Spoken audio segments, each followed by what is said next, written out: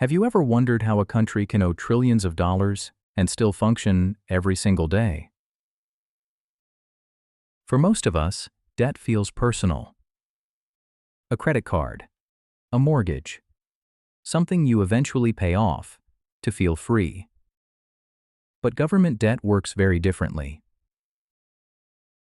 The United States owes tens of trillions of dollars. And yet, schools stay open.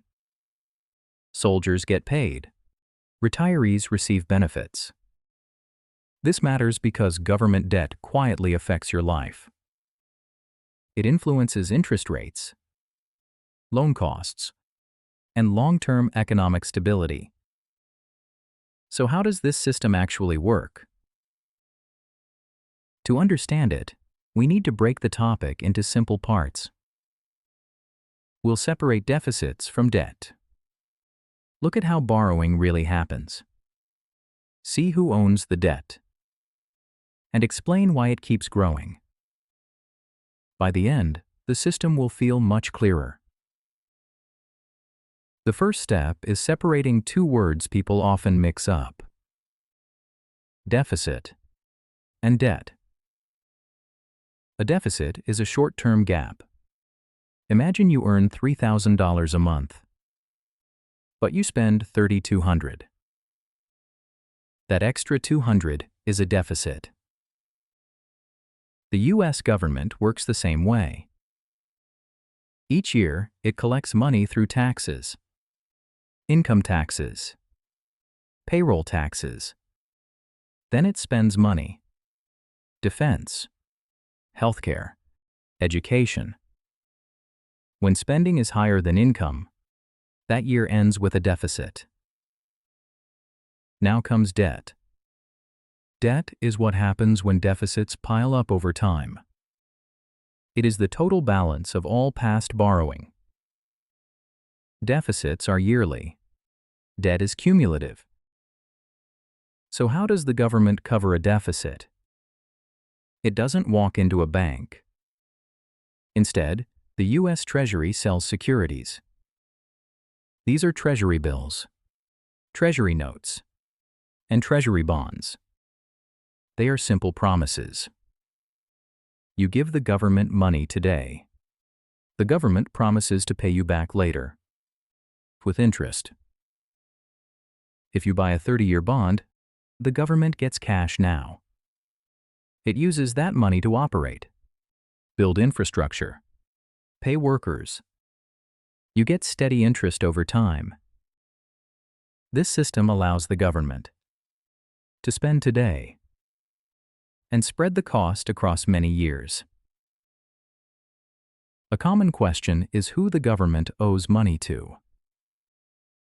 The answer is not one group. About 80% of the debt is held by the public. That includes individuals, banks, pension funds, insurance companies. It also includes foreign countries. Nations like Japan and the United Kingdom buy U.S. debt because it is considered very safe. But there is another large holder: the government itself.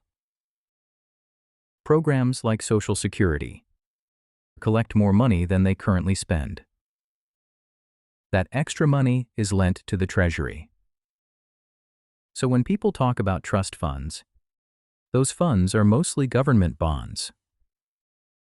In other words, the government owes money to its own future obligations.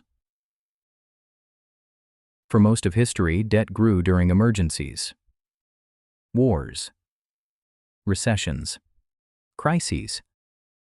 But today, debt grows even in stable times.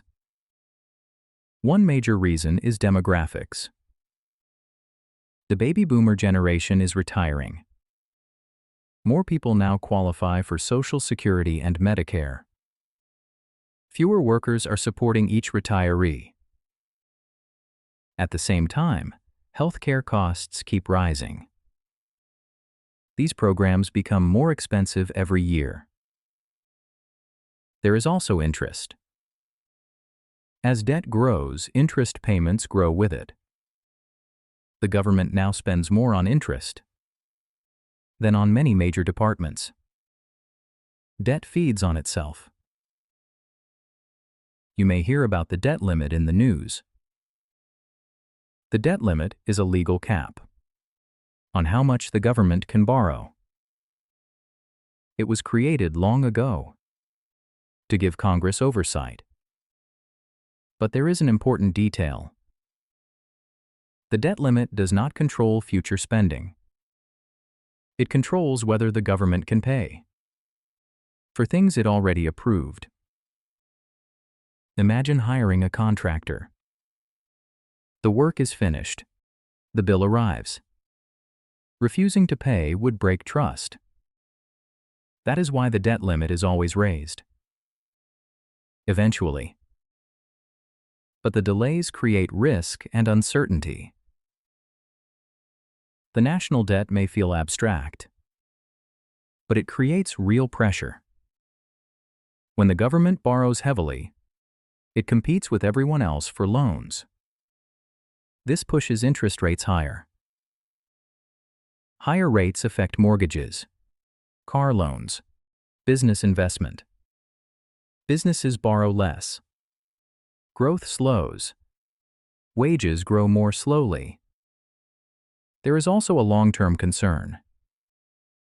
Future taxpayers may face higher taxes just to cover interest payments. Debt shifts today's costs onto tomorrow's workers. Yearly deficits become long-term debt. Debt requires interest. Interest raises borrowing costs. Higher costs slow growth. Slower growth makes deficits harder to close. It is one connected financial system. Government debt is not automatically good or bad. It is a powerful tool. But like any tool, it depends on how it is used and managed. Understanding this system helps explain why the numbers keep rising and why they matter to everyday life. This is Simplexplain, complex ideas simply explained.